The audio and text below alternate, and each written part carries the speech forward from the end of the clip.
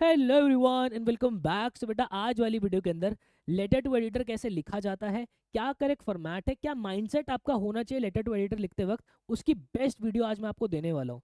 सबसे पहले समझ लेते हैं लेटर टू एडिटर होता क्या है। यहाँ पे आपको ये बताना है कि आपके एरिया के अंदर जो भी प्रॉब्लम पड़ रही है, तो आपको ये बताना है कि आप हो उस एरिया के जिम्मेदार नागरिक और आपको एक एडिटर को, मतलब कि एक न्यूज़पेपर के एडिटर को लेटर लिखना होता है, उनको बताना होता है कि सर आपके एस्टीम न्यूज़पेपर के एक कॉलम के जरिए मैं मेरे एरिया के जो लोग हैं उनको अवेयर करना चाहता हूं और जो कंसर्न अथॉरिटीज है उनको अवेयर करना चाहता हूं इस प्रॉब्लम के बारे में। जो भी प्रॉब्लम हो सकते हैं, वो हो सकता है कोई ड्रेनेज सिस्टम के बारे में कोई प्रॉब्लम चल रही हो या कोई भी मुद्दा हो। ठीक है, ये आपको माइंडसेट रखना है।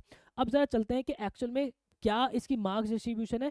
सबसे पहले 5th नंबर पे हमें जो है ये क्वेश्चन देखने को मिलता है, और ध्यान रखना आपका जॉब एप्लीकेशन और लेटर टू एडिटर के अंदर आपको एक चॉइस मिलती है, उन दोनों में से कोई एक आपको करना होता है। जॉब एप्लीकेशन में एक वीडियो के अंदर ऑलरेडी करा चुका हूं, आज हम लेटर टू एडिटर की बात करेंगे। सबसे पहले अगर मैं मार्क्स डिस्ट्रीब्यूशन की बात करता हूं बेटा, तो लेटर टू एडिटर आपका 5 नंबर का होता है, जिसके अंदर फॉर्मेट करेक्ट लिखने का आपका 1 मार्क्स होता है। एक चीज ध्यान रखना, यहाँ पे सीबीएसई ने क्लियरली एक बात कही है कि जब आप लेटर को क्लोज करोगे तो वहां पे आपको योर्स ट्रूली लिखना है। ये मैं नहीं कह रहा, ये सीबीएसई ने ऑफिशियली कहा है, तो योर्स ट्रूली ही हम लिखेंगे।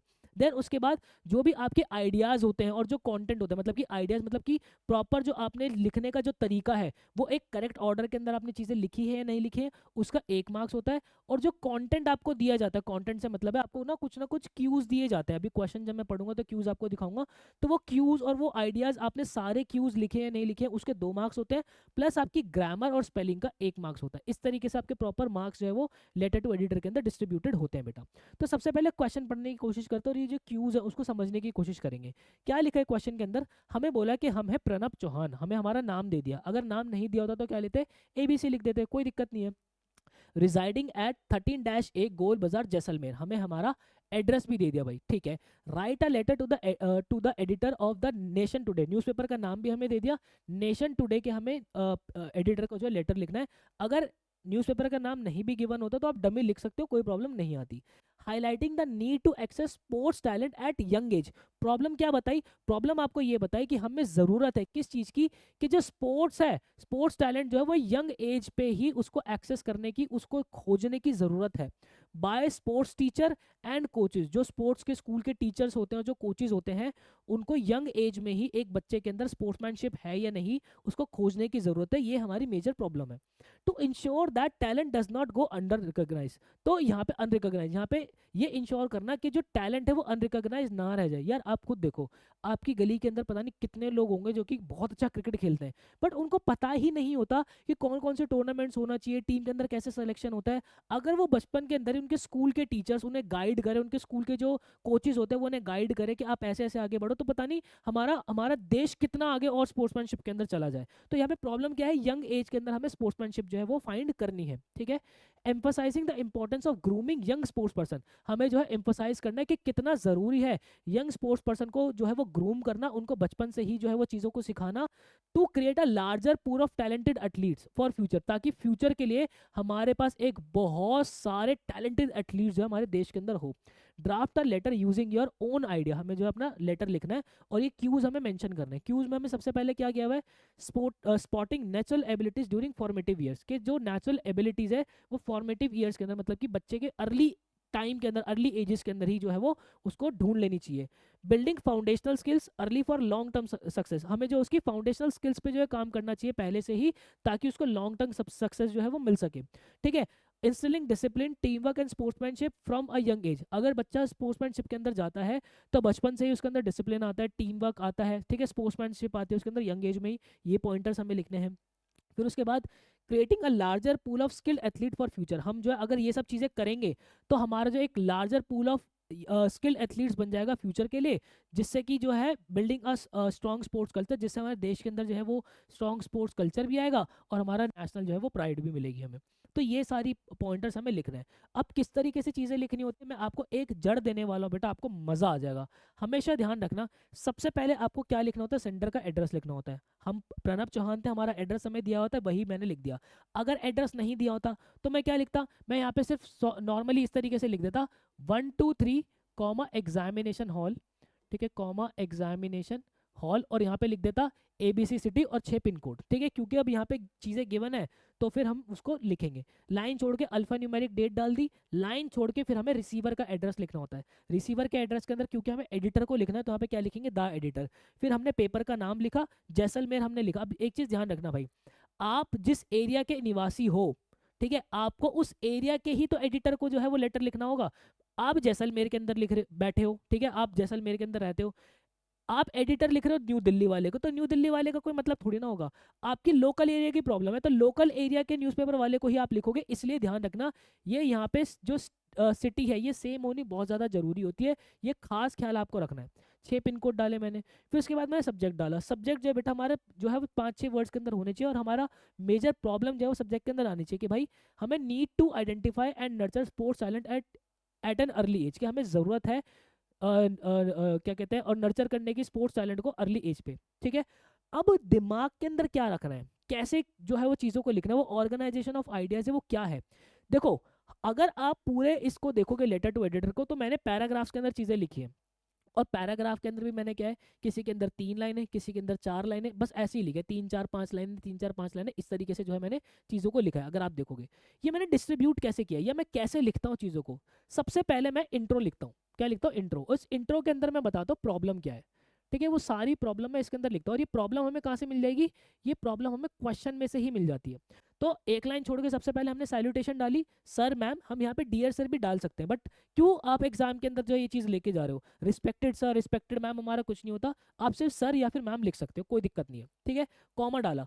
अब एक लाइन ना आप बिल्कुल, ये लाल वाली बिल्कुल फिक्स है कि through the column of your esteem newspaper I would like to draw attention to the need, कि भाई आपके एस्टीम न्यूज़पेपर के एक कॉलम के जरिए मैं एक अटेंशन लाना चाहता हूँ किस पे, प्रॉब्लम मैंने सारी लिखी कि भाई हमें जो है need to identify sports talent at an early age, कि हमें ज़रूरत है स्पोर्ट्स टैलेंट को अर्ली एज पे जो है वो फाइंड आउट करने की। Many children have natural talent in sports, काफ़ी बच्चों का जो है नेचुरल टैलेंट होता है स्पोर्ट्स के अंदर, but it often goes unnoticed, और ये जो है अननोटिस चला जाता है। क्यों, क्योंकि lack of proper guidance from sports teacher and coaches, क्योंकि जो है वो कोई प्रॉपर गाइडेंस स्पोर्ट्स टीचर और कोचेस की तरफ से उन्हें नहीं मिलती। यही बात क्वेश्चन के अंदर जो है प्रॉपर दी हुई थी कि भाई हमें जो है वो अर्ली ज़रूरत है यंग एज के अंदर स्पोर्ट्स टैलेंट को रिकॉग्नाइज करने की, ताकि वो अनरिकॉग्नाइज ना रह जाए, और वो होता कहाँ है, वो कोचेस और जो स्कूल के टीचर्स है वो नहीं कर पाते, और वो हमें ज़रूरत है। मैंने प्रॉब्लम ही लिखी, मैंने क्या लिखी, प्रॉब्लम ही लिखी। अब उसके बाद ये जो प्रॉब्लम है, जो दूसरा पैराग्राफ होगा हमारा, हमें बताना प्रॉब्लम का कारण क्या है, इसका कॉज क्या है, ये क्यों हो रहा है, और इसका इफेक्ट क्या आ रहा है, ठीक है। तो यहाँ पे देखो, इसकी शुरुआत आप ऐसे इस तरीके से कर सकते हो कि क्योंकि आपको कॉज लिखना है, दिस हैपन्स बिकॉज, ये इसलिए हो रहा है कि ये अभी तक अनरिकॉग्नाइज रह रहा है, ये क्यों हो रहा है। There is no proper system for spotting natural abilities during formative years, कि कोई प्रॉपर सिस्टम नहीं बना हुआ ताकि जो है अर्ली एज के अंदर, फॉर्मेटिव ईयर्स के अंदर ही जो है वो नेचुरल एबिलिटी स्पॉट जो है वो स्पॉट कर ली जाए। और ये हमारे क्यू का पहला पॉइंटर भी था, मैंने उसको अंडरलाइन करके लिख दिया यहाँ पे। उसके बाद मैंने बताया, अब देखो क्योंकि अर्ली एज की बात है ना, तो मैंने ये सारी चीज़ें प्रॉब्लम कहाँ थोप दी, स्कूल को ही थोप दिया, और सोल्यूशन भी फिर मैं स्कूल से ही निकालूंगा। देखो, school does not aware students and their parents, school जो है वो ना ही स्टूडेंट्स को अवेयर करते, ना ही उनके पेरेंट्स को अवेयर करते कि जो फाउंडेशनल स्किल्स है अर्ली एज में, वो एक्चुअली एथलीट को लॉन्ग टर्म सक्सेस देता है, ठीक है। अगर स्कूल उन्हें अवेयर करेगा, उनके बच्चों को अवेयर करेगा, उनके पेरेंट्स को अवेयर करेगा कि इसके अंदर स्पोर्ट्समैनशिप है, और हम अभी से इसको जो है नर्चर अगर करेंगे, अभी से इसके टैलेंट पे अगर हम काम करेंगे, तो ये इसको लॉन्ग टर्म बहुत ज़्यादा सक्सेस देगा, ठीक है। ये मैंने प्रॉब्लम बता दी। फिर उसके बाद कॉज बताने के बाद आपको बताना है उसका इफेक्ट, कि ये देखो ये प्रॉब्लम है, ये इस वजह से हो रहा है, और इसका कारण ये इसका जो है इम्पैक्ट अब ये पड़ रहा है। देखो ये प्रॉब्लम है, ठीक है, इस वजह से है, इसका कारण ये है, और इसका इफेक्ट अब ये पड़ रहा है। ये माइंडसेट रखना है।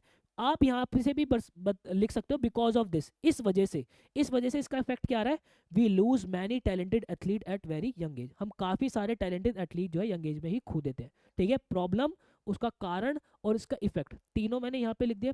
अब उसके बाद मैं आगे बढ़ूंगा किसकी तरफ, सॉल्यूशन की तरफ, कि प्रॉब्लम मैंने बता दी, क्या रीजन है, उसका इम्पैक्ट क्या है, ये भी मैंने बता दिया। अब मैं सॉल्यूशन की तरफ बढ़ूंगा, क्योंकि स्कूल के अंदर जो है वो प्रॉब्लम थी, ठीक है, तो मैं सॉल्यूशन भी स्कूल से ही निकालूंगा। मैंने क्या लिखा, sports also help in instilling discipline, sports जो है वो डिसिप्लिन लाने में, टीम वर्क लाने में, स्पोर्ट्स मैनशिप जो है यंग एज में लाने में बहुत ज़्यादा हेल्प करता है। Proper guidance and training can help, proper guidance और ट्रेनिंग अगर बच्चों को मिल जाए तो वो किसके अंदर हेल्प करेगा, in underlining creating a larger pool of skill athlete for future, किस में हेल्प करेगा, हमें एक large pool of skilled athlete जो है फ्यूचर के लिए क्रिएट करने में, उनको बनाने में बहुत ज़्यादा हेल्प करेगा, अगर प्रॉपर गाइडेंस और ट्रेनिंग जो है अर्ली एज पे मिल जाए तो। School plays an important role in solving this problem. School जो है एक अहम रोल निभाता है इस प्रॉब्लम को सॉल्व करने में। कैसे? Sports teacher should regular observe student. जो स्पोर्ट्स के टीचर है उन्हें स्टूडेंट्स को रेगुलर ऑब्जर्व करना चाहिए। Daily sports period and regular fitness test should be included in school time table. जो रेगुलर जो डेली आपके स्पोर्ट्स के पीरियड है, रेगुलर फिटनेस के जो टेस्ट है, वो स्कूल के टाइम टेबल के अंदर इंक्लूड करने चाहिए। इंटर स्कूल कॉम्पिटिशन जो है वो स्कूल के अंदर ऑर्गेनाइज करने चाहिए, ताकि स्टूडेंट्स को कॉन्फिडेंस आए और उनको एक्सपोजर मिले। ये मैंने सोल्यूशन दे दिया। फिर उसके बाद मैंने बता दिया कि इससे होगा क्या। This will improve quality of sports in our country. इससे हमारी कंट्री के अंदर जो है स्पोर्ट्स की क्वालिटी जो इम्प्रूव होगी लॉन्ग रन के लिए। It will help in underlining building strong sports culture and national pride. जिससे क्या होगा कि इन फ्यूचर हमें क्या होगा कि ये हमारे जो है स्पोर्ट्स कल्चर हमारे नेशन के अंदर जो है बिल्ड करेगा, और हमारे एक बड़ी नेशनल प्राइड होगी। अब क्यू के बाद ये हमारे क्यू के अंदर भी गिवन थी बेटा, ये बात हमारे क्यू के अंदर भी गिवन थी, तो मैं इसको क्या करता हूँ, इसको अंडरलाइन कर देता हूँ यहाँ पे। ठीक है। फिर उसके बाद एंड के अंदर मुझे क्या करना होता है, एंड के अंदर मुझे एक रिक्वेस्ट हाईलाइट करनी होती है। क्लियर है? प्रॉब्लम, फिर उसका कारण, उसका इफेक्ट क्या आ रहा है, उसका सोल्यूशन, और फिर एक हमें हाईलाइट करनी होती है प्रॉब्लम। हाईलाइट वाली लाइन आपकी फिक्स है बिल्कुल, कि I request you to highlight this message through your newspaper. मैं रिक्वेस्ट करता हूँ कि आप इस प्रॉब्लम को अपने न्यूज़पेपर के थ्रू जो है वो हाईलाइट करो, to spread mass awareness in this respect. और ताकि जो है लोगों के बीच में अवेयरनेस है इसके बारे में। And I hope my concern draws the attention to concern authorities. और मुझे उम्मीद है कि जो मेरी चिंता है, इससे जो कंसर्न अथॉरिटीज़ हैं उनका भी अटेंशन इसकी तरफ जाएगा, और रिस्पॉन्सिबल सिटीजन का भी इनकी तरफ अटेंशन जाएगा। लाइन छोड़ के योर्स ट्रूली प्रणब चौहान। ये माइंडसेट से जब भी आप बेटा अपना लेटर टू एडिटर लिखोगे आपको मजा आ जाएगा। ठीक है। अब क्या है कि बेटा मैंने आपके जो डिस्क्रिप्शन बॉक्स है उसके अंदर काफ़ी सारे प्रीवियस ईयर पेपर्स दे रखे हैं। यहाँ पे जो है वो ये प्रॉपर पूरे नोट्स मैंने आपके डाले हुए हैं। आप डेली बेसिस पे लेटर टू एडिटर लिखना शुरू करो। जितना लिखोगे उतना ज़्यादा निखरते चले जाओगे। स्टिल आपका कोई भी डाउट होता है आप मुझसे यहाँ पे कनेक्ट कर सकते हो। जाते जाते एक हैशटैग देना चाहूँगा बेटा, रियाज ही राज है, ध्यान रखना। अभी इतनी मेहनत आप कर रहे हो, लोग आपसे बाद में पूछेंगे कि यार तेरी सफलता का क्या राज है, उन्हें बोलना कि मेरी मेहनत मतलब कि मेरा रियाज ही राज है। Thank you so much guys, मिलता है नेक्स्ट वीडियो के अंदर। मुझे दीजिएगा ज़्यादा, till then bye and take care.